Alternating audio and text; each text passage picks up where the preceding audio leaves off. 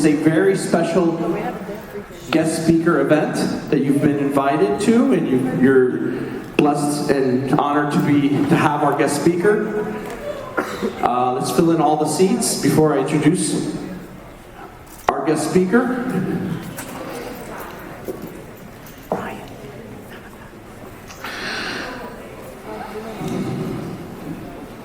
I'm Mr. Martinez, your assistant principal, and at this time I have the honor and distinct pleasure to give you a little bit of information about our guest speaker, Barbara Martinez Guerrero.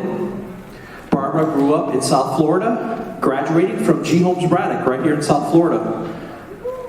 She attended FIU for her undergraduate degree in elementary education with a focus on teaching ESOL. She's returned from the Peace Corps.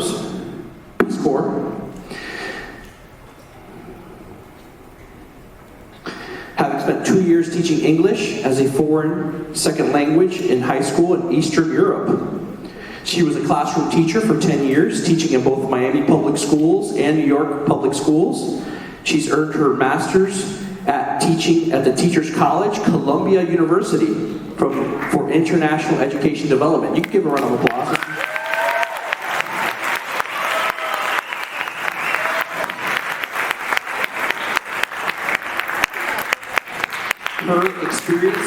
Her experiences uniquely position her to take on the role of executive director, leading the organization and expanding its programs in the region. She is the executive director of the Dream and Green program. Once again, give a round of applause for Ms. Martinez Guerrero. Thank you so much, Mr. Martinez. And thank you everybody for having me. A special shout out to the Green Club that reached out to me this summer. It's a pleasure to be here. It's a pleasure to be speaking in front of you all. And I just wanted to share what I will be talking about today. And a lot of this stuff you might know, or you might have heard in your classes, or you might have heard in the news. The topics that we're going to be talking about are ones that really are going to affect us all, that are affecting us now. And you all, as the future, will have a special responsibility to our planet to make sure that we sustain what we have and we make it better. So, here's just a quick agenda of the topics we will be discussing today. As Mr. Martinez mentioned, I lead an organization called Dream and Green. We have been around almost 20 years. And we do a couple of different programs, but the program that is for the schools is called the Green Schools Challenge.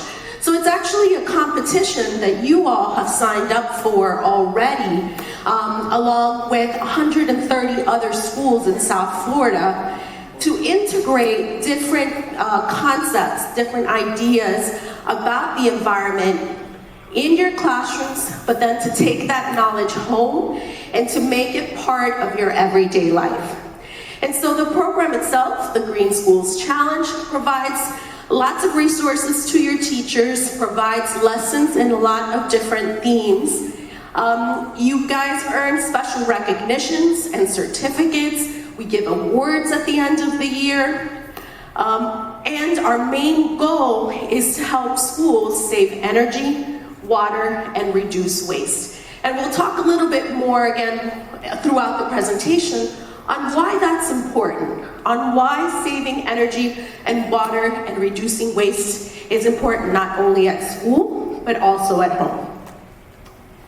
So our organization is in touch with a national, actually an international movement that's called the Green Schools Movement. And so the goal of that movement is to get schools to really think about how they run the school. Not just what you teach in a classroom, what you're learning, but how the school itself operates, right? Because what we want to do is reduce the environmental impact and costs. In fact, when we talk about budgeting, one of the biggest costs of a school district is actually the utilities, water and energy.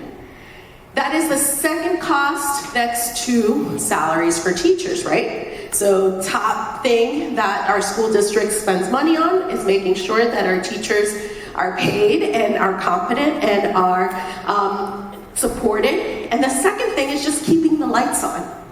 In fact, Miami-Dade County Public Schools wastes about, or I wouldn't say waste, I would say pays about $65 million every year just for electricity. So imagine if we can reduce that cost, how much savings we would be able to have for other activities at the school. So that's what the Green Schools movement, one of the goals that it has, to reduce the net impact of waste, water, energy, and carbon dioxide, which again, we'll talk a lot about later on. It also has been scientifically proven that if you have less carbon dioxide in a school, if the school gives out less carbon dioxide, it improves the health and performance of the students. They're healthier, right? We want clean air, we want clean water, then we're healthier. If we don't have those things, it definitely impacts our health. And then we want to increase sustainability literacy or environmental literacy. And basically what environmental literacy says, or the definition, is just to make sure that you have the right information to make decisions about our environment. Our impact to date, and like I said, we've been around almost for 20 years. We've seen that the lessons implemented in the classrooms have made a really big impact, not only in reducing water, not only in reducing energy, but again, as I mentioned, putting some money back into the school district. And ultimately, by reducing that carbon dioxide that buildings give off, we've been able to get 7,000 homes off the grid for 1 year. That's what the CO2 that we've been able to save has calculated it to be. So why is that important? Well, our main mission is really to encourage environmental stewardship. And so what does environmental stewardship mean? It simply means that we're using our natural resources responsibly, right? That we're conserving them, that we're making them, we have sustainable practices so that it's resilient, that we can survive in this ecosystem, not just for humans, right? But for animals and plants as well. And why is that necessary? Why is our natural environment so important? Well, as I mentioned before, we all need clean water, right? We all need air. So we need that air and water to be clean in order for our health to be well. And then we need our environment because it naturally absorbs CO2. And I'm sure all of you that have gone through any science classes know that what? Trees do what? They absorb our carbon dioxide, right? That our plants naturally absorb our carbon dioxide.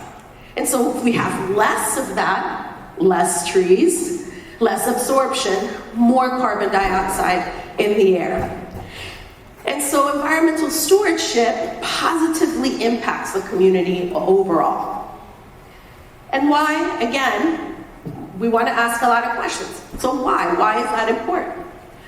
Well, I'm sure you all are very familiar by now with the greenhouse effect. Again, I'm sure this is something that I've seen in science classes since elementary school, but this is just a quick reminder of what actually is the greenhouse effect. So the sun sends down its rays, and it naturally has those rays bounce off of our planet, right? It's absorbed by plants and animals because they're needed, right, for photosynthesis, for life. But what happens when we have too many greenhouse gases in our atmosphere? It becomes like a blanket. And what used to reflect back out into the galaxy is trapped. And so since it's trapped, it makes our planet hotter. And so where all those greenhouse gases come from? Well, there's a lot of things that give out greenhouse gases, but if we look at this picture, you can clearly see that a lot of man-made actions cause those greenhouse gases to go up in the air. And this is just a product of industrialization, of civilization, right? We keep growing, we keep expanding, we keep having needs for energy, right? That's gonna be a big thing that we're gonna be talking about. So all of these things that we do put these gases in the air, which then make that cap around our planet thicker and thicker, so less of those gases can escape, making our planet really, really hot, right? And you can see here, this is just until 2021, where the temperature, since they started tracking temperature and CO2 in the atmosphere in the 1880s, you can clearly see that there is a spike on how much is going into the air and how that's directly affecting how hot we are getting. And so what are the impacts of that heat? Well, one of the most harmful ones is actually extreme heat. And living in South Florida, if you're anywhere in the summer, you know it's hot. That's nothing new. But it's getting hotter. When I was younger, way back then, long time ago, I was able to be outside, go to, run, play basketball, play all kinds of sports, and I wouldn't have to be pausing every 30 minutes because I was thirsty. Or I wouldn't be, worrying about whether I was gonna pass out because it's so hot. And we have heat warnings now. Especially vulnerable are people that are younger. Kids, toddlers, babies, older adults. If you have grandparents, I'm sure you hear them complaining about how hot it is outside during the summer and how they don't want to walk to the corner or they don't want to be outside. They like their air conditioner. Why? Because it's bad for their health. In fact, we have seen that there have been more deaths attributed to extreme heat than to other natural disasters since they've been tracking these things. And of course, who else is vulnerable? Well, outside workers. Anybody that works in agriculture, in construction, right? Even transportation, even mail delivery. All of these people are outside and really are in danger of suffering dehydration, heat strokes, aggravated cardiovascular illnesses, aggravated respiratory illnesses. And so this is something that is only going to get worse. 2024 was the hottest summer on record globally. The numbers haven't come out for 2025 because the summer's not over. Our extreme heat months start in May and don't end until October. It feels like summer here, basically almost year-round. Another big issue with our planet heating up is that we are seeing sea level rise. Our ice caps, where we hold a lot of water, are melting. And so when the ice melts, it rises water. It rises the density of the water. And so that's not only affecting our beaches, our islands, but it's also affecting our pocket. $1 trillion is expected as a potential global loss of rising seas because of flooding. 800 million people are affected because of sea level rise, of elevated coastal areas. And you can see the 6 most at-risk cities, which one's number 1? We are, right? So this is not a problem of will it happen, is when will it happen, right? But we're not the only ones. This is a global problem. This is not just a Miami problem. This is not just a Florida problem. This is not just a US problem. This is an international problem. And just to raise of hands, how many of you have ever seen this or have heard about the UN Sustainable Development Goals? Ah, great. It's always amazing to see people that do have heard this, because there's a lot of times that we don't understand how we're all connected to the global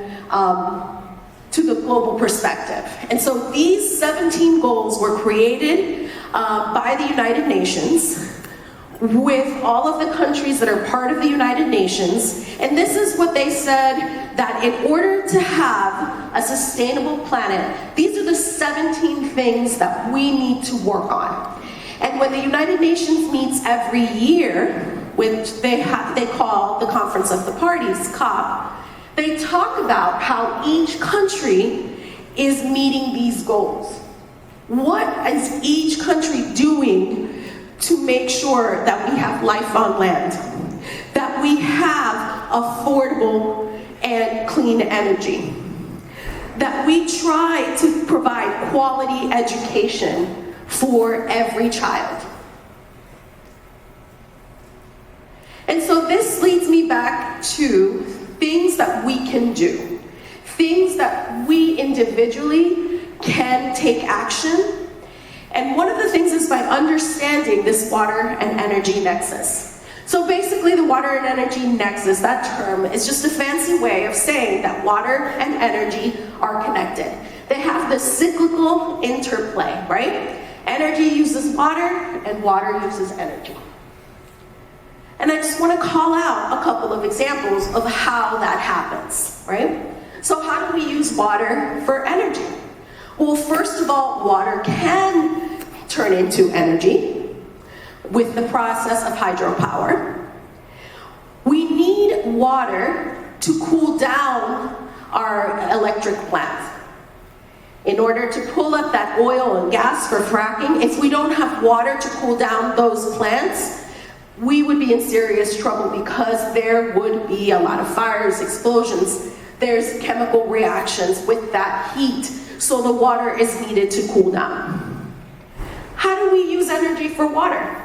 Well, we need energy because we need electricity to actually pump our water, which we're going to talk about in a second.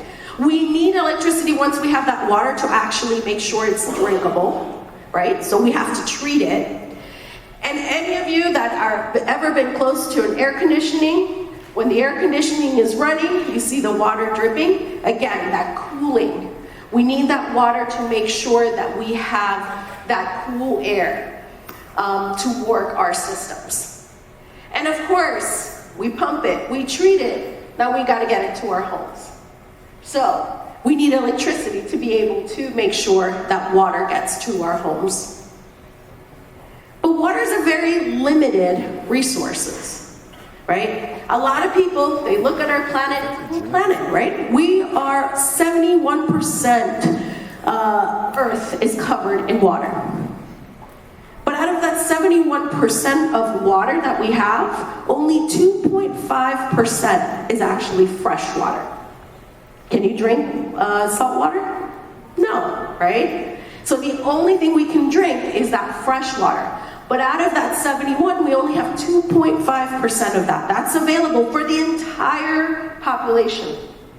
And out of that 2.5, most of it is locked up in ice. And so only 1% of that 2.5 is actually readily available for consumption. Now, where can you find that water? Where is fresh water found? Underground, right? Especially here in Florida, right? We also find it in rivers and streams and lakes. That's all fresh water. But the water that Miami-Dade County, that you all drink, anytime you open your faucet, actually comes from underwater. Under our feet, sorry. So this is what basically our coast looks like. This is, on one side, you see the Everglades, right here, right? And on the other side, you see the coast. So the Everglades provides a way for where our water, when it falls from, when it rains, it falls onto the Everglades, right? The river of grass. Then it is filtered by limestone. It's cleared out a little bit by limestone, and it goes into these reserves called aquifers. Ours is the Biscayne Aquifer. Florida has a bunch of different aquifers because of the way it is geographically developed. And so what do? We pump our water. We dig wells, and we pump our water out of these aquifers, and that gets treated, and then it gets sent to you. But what happens, remember one of the problems I said when we heat up our planet is that we get sea level rise? Well, when our sea is what? Salt water, right?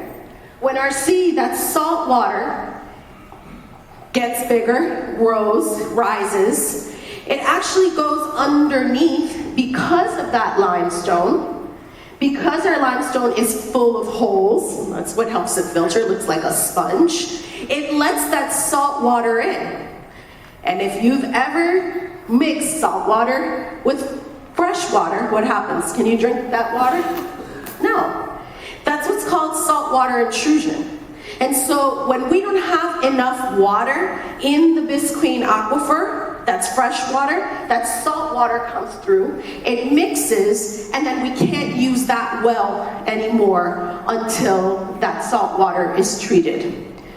And so how much water do we have in the aquifer? Well, that depends. How much rain do we get each year? How much do we use of that water that's fresh water? So that's my next question. How much water in gallons do you guys think you use daily? Think about everything you use water for. 3? 18? 2.5? It's a lot higher. Not that high. It is about 100 gallons. So in Miami-Dade County, each person uses about 100 gallons to 125 gallons every day. Now, to the person that said 1, they were probably thinking, well, I probably only drink about 1 gallon a day. But think about everything else you use water for. You use water when you flush your toilet. You use water when you wash your hands. You use water when you take a 20-minute shower, or a 30-minute, or a 40-minute shower, right? You use water to cook. You use water to wash the dishes, to wash your clothes. All of that is fresh water. We don't do any of that with salt water. So what we're seeing, there's a couple of things that we see here in this picture. So first we see how much water each state on average uses. Now Florida, as I said, it's between 100, Miami-Dade County is between 100 and 125. So it depends. The rest of the state and uses maybe a little bit less water. But we're lucky because we do have that water underneath our feet. But not every state has water underneath their feet. And if you've heard in the news about California, right? Water is very important in California because they don't have a lot of those freshwater reserves. They don't have enough water to be able to stop their forest fires, right? They've had to get water from the mountains. That's how they get their water. From the surrounding mountains, the ice caps that melt, that goes into the rivers and streams, that's their fresh water. And now what's interesting is those states next to California that uses almost 200 gallons of water per day, right? Some of those states are in deserts. Some of those states are agricultural lands, right? We can't feed our livestock salt water. They need fresh water as well. So what happens? They use more water. And the percentage that you see here is the percentage of growth of people. There are more and more and more people. In fact, you can see that Florida, they're expecting a 79% increase in the population. That means that in the next couple of years, right now, Miami-Dade County has 2.7 million people. They're expecting that in the next couple of years, we'll have 3 million people. So I'm not a mathematician and I don't do math very fast in my head, but 3 million people, 120 gallons of water a day. That's a lot of water. So what happens? You have all these people, they're using all this water. If we don't get enough rain, then we're going to have groundwater depletion. We're going to have droughts. So it dries out our wetlands. It lowers our lake levels. It reduces spring flows. It endangers our water quality, as I mentioned, with saltwater intrusion. What do you think you use the most water at home? Now that you know you use about 100, what do you think? Shower? Toilets? Laundry? Sink? So the most water is used in your toilet. So I know somebody said toilet. So toilets use about 24% of our water every day. Shower, another 20%. Now sometimes in some households, that might be switched. I know I have a senior at home and she takes 20-minute showers. And it kills me when she takes 20-minute showers because does anybody know how many minutes are you supposed to take a shower? 5, yes. 5 minutes. Oh, I knew that one was gonna get a response. So I'm not telling you all of a sudden if you have a 20-minute shower go down to 5, but reduce a little bit your shower time, right? Each time try to do a little less, at least a minute less. And then our toilets. Do you know why the toilet is the one that uses the most? Because people use the bathrooms a lot, you're right. But on an average, every time you flush a toilet, if you do not have the right toilet, if you don't have an energy-efficient, water-efficient toilet, you are flushing 6 gallons down. Every time you flush, no matter what's in there, 6 gallons of water, right? That's in a regular toilet. Of course, if you switch over to a water-efficient toilet, you can go from 6 gallons to about 1.5 gallons. That's a big difference, right? So some of that, depending on your actions, can actually switch around. So here are some tips that you can do at home that can really help to reduce that water consumption. Now, some of them are really easy, right? Please make sure that when you're washing clothes, that you have a full load. You just don't wash one uniform, right? Wait until the end of the week to be able to wash a full load. The same thing with dishes. Question, what uses more water? Washing your dishes by hand or using a dishwasher? Washing your dishes by hand on average uses more water than you washing your dishes in the dishwasher. Of course, if you only wash one dish in the dishwasher and you do that often, that consumes more water. But other things that you can do, I mentioned get a water-saving toilet. You can also accessorize your faucet. What does that mean? There are little things that you could buy at like Home Depot or Lowe's that are called aerators, and you can put them in your faucets, and what basically that does is that it has little holes on it, right?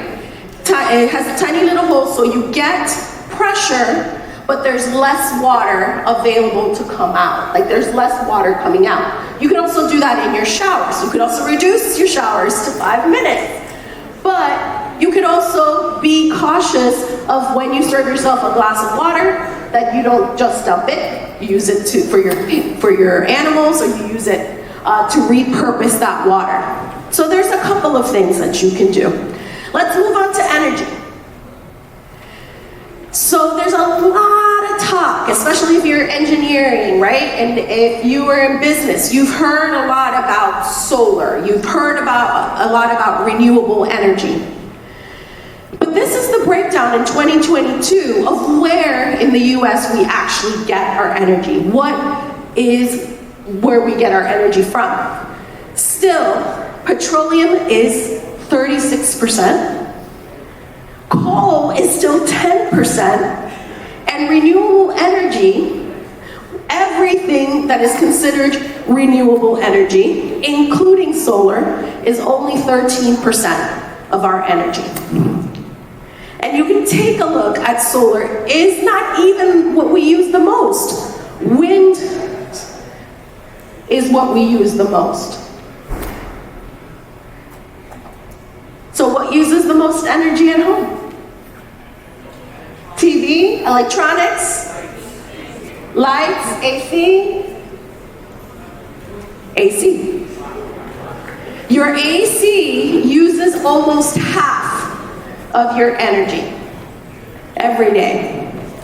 Then you can take a look again. Remember I said water and energy are connected. Here you see cooling and heating in water heater. Both energy consumption needs water, right?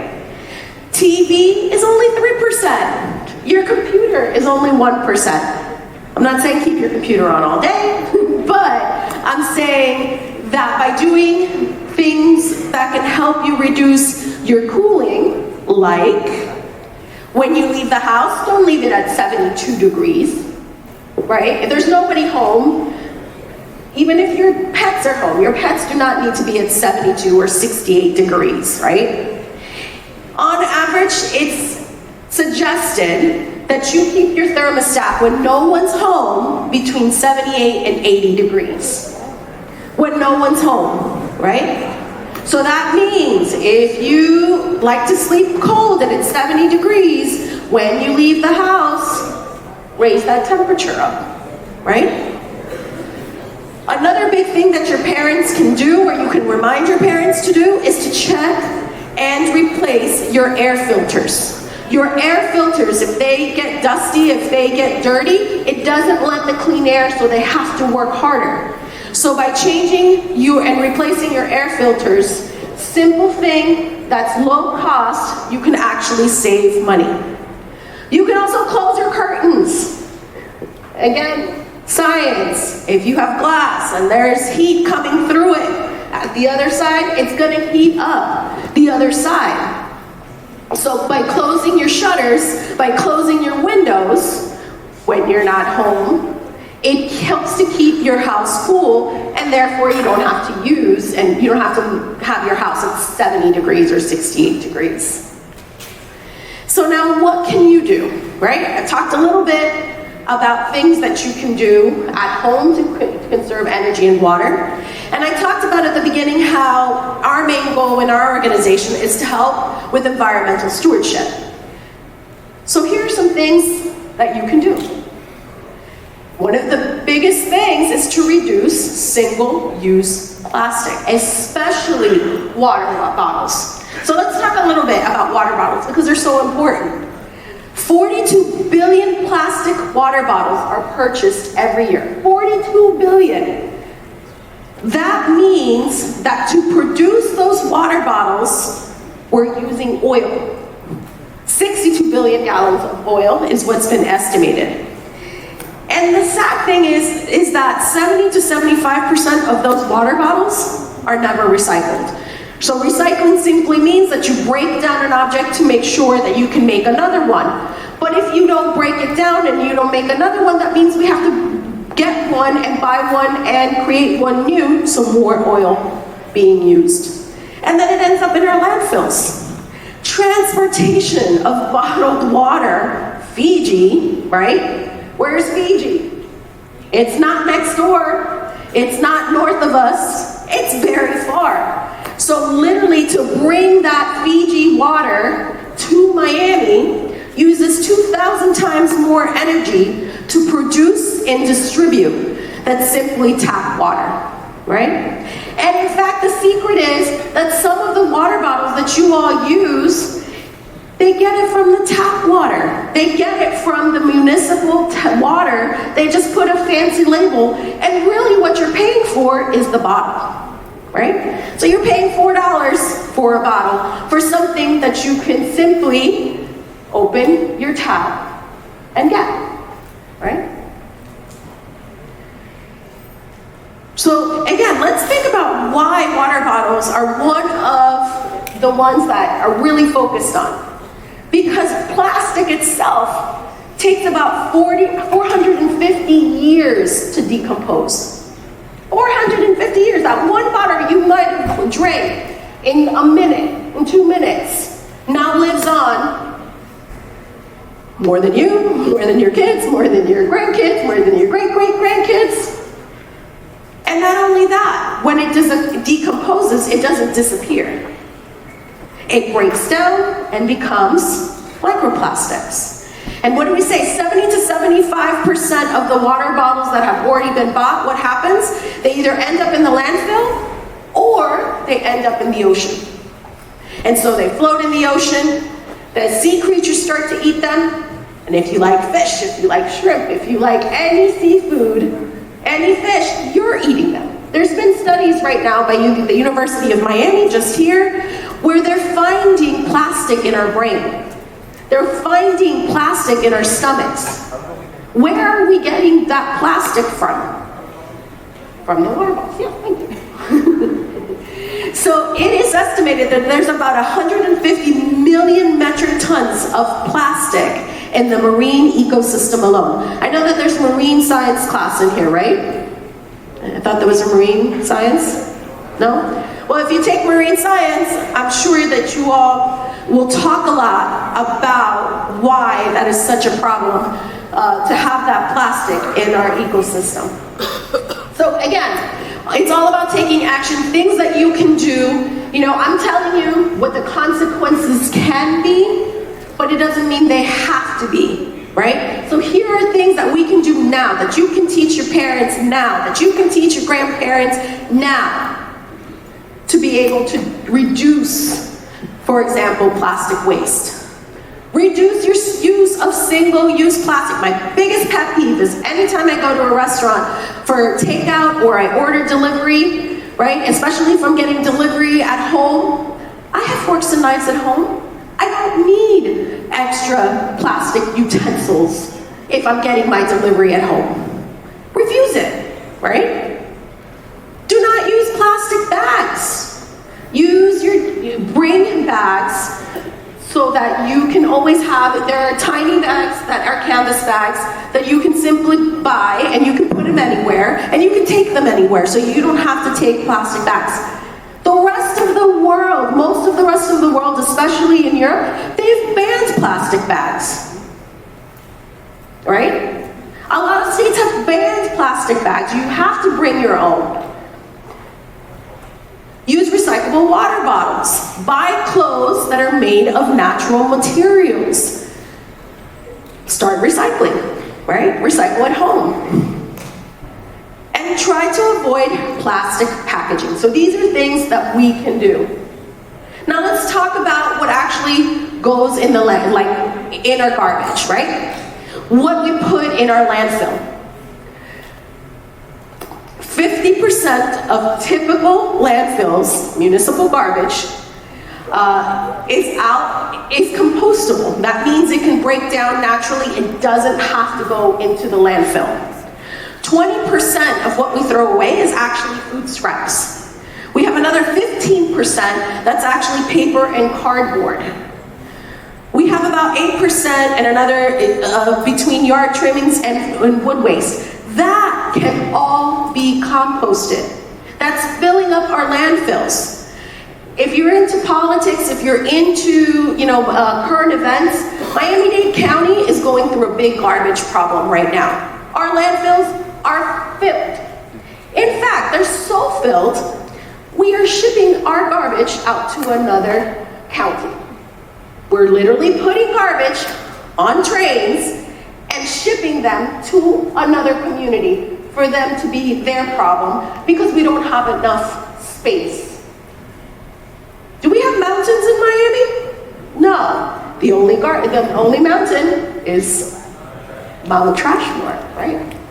And even that one, like I said, all of our garbage-filled mountains are full because we have 2.7 million people. And about 50% of what we throw away doesn't have to go in there. All of that stuff that is put into our landfills creates greenhouse gases, bringing it back to what we talked about before. Greenhouse gases like methane, carbon dioxide, and others heat up our planet.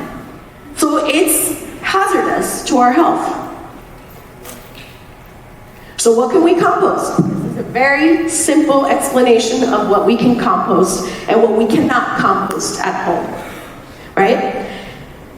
And what do you do with the compost? Composting is not easy. It's a whole chemical process. You need to know what to put in there, when, and how for it to actually work at home.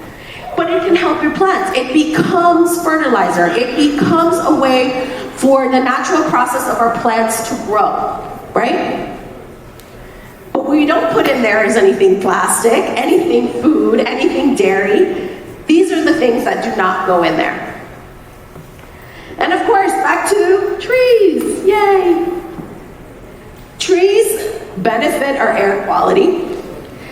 They sequester our carbon dioxide. They improve our water quality. If you have trees next to your home, they can actually lower your bill, your power bill, right? And create community green spaces. It is said when we talk about livable communities, communities that we want to live in, neighborhoods that we want to live in, we want there to be parks, we want there to be green spaces, because it positively affects our health in more ways than one. Another way, and we're getting almost to the end of the presentation, that I want to leave you guys with, is that as young adults, that you will soon have earning power. You guys will soon have a credit card. You guys will soon, if you're not already making money, you're making choices about what you buy every day. And you can make sustainable choices. Look for these labels, and some of them might be completely new, but others I'm sure you have seen, like that non-GMO Project Verified. If you buy any type of almond milk, or oat milk, or even regular cow's milk, you will see non-GMO, right? You also have the Fair Trade logo. You also have an animal welfare certificate. You can look at all of these certificates in every product that you buy, from your shampoo, to your milk, to what buildings you go to. If you're into architecture, one of the things that architects look into is what they call LEED certification, because they can know how that building was constructed, how that building functions, and if it's healthy for the environment. So here are the next steps that I want you all to think about. Implement some of the tips that you've learned at home. Like I said, all of these tips that we've shared, and you probably have more, don't keep them to yourself, share them with others. Talk about what you hear about in the news, about climate change, forest fires, sea level rise. Share. If you're not sure what it means, ask your teacher, right? Make sure that you look at your energy and water consumption. You guys are not paying utility bills right now for the most part, but you will. This will be part of adulting. So you will have to know where your money is going to. And so by tracking your water and energy now, not only are you getting into the habit of budgeting and making sure that you are saving your money, but you're also doing something good for the environment. A lot of you like to volunteer. There are a lot of volunteering opportunities to plant trees, to get rid of invasive species, to do beach cleanups. In fact, next weekend, September 20th, is the International Coastal Cleanup.